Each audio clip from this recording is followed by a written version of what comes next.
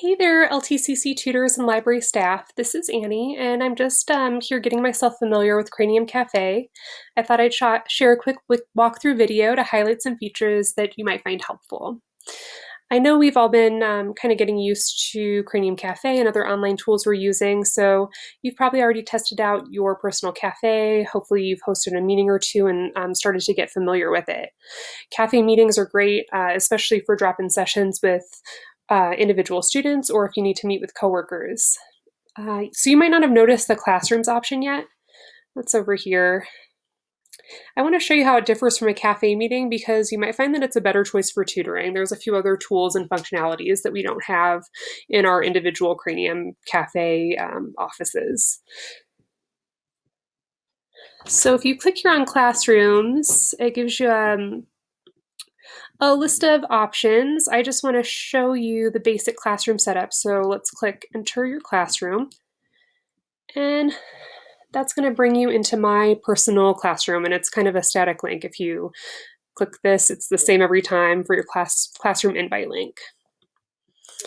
It looks a lot like a cafe meeting, but one of the biggest differences is that in a cafe meeting, you can only have 10 participants. In your classroom, you can host up to 100 users. This might not be something you need all the time, especially if you do one-on-one tutoring, but you never know. Some tutors have asked about whiteboard options. To access your whiteboard, you'll click on Document, Upload, Share. To create just a regular blank whiteboard, you can open a blank whiteboard here, or I'll just open this one I have saved. It's still just blank. You'll see all these tools up here you can use to write, draw, create a text box, whatever you need to. You can also upload a document.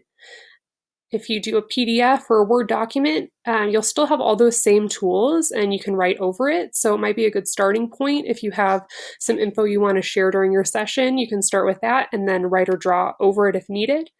You can also use a Google Doc, and you put the URL here, open it, and what's cool is although you won't have these tools, it'll show the live Google Doc with live changes. So I know there are probably people who could use that for some purpose or another.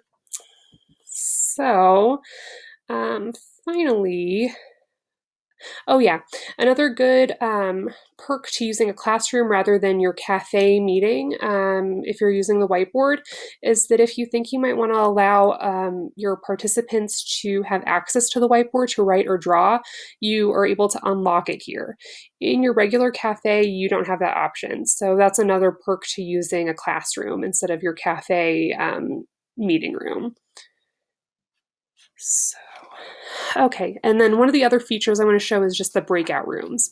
If you are hosting more than just a couple students and you think you might want to break them into smaller groups, you can create breakout rooms within your Cranium Cafe classroom, and you can assign users to it or just ask them to go into these rooms.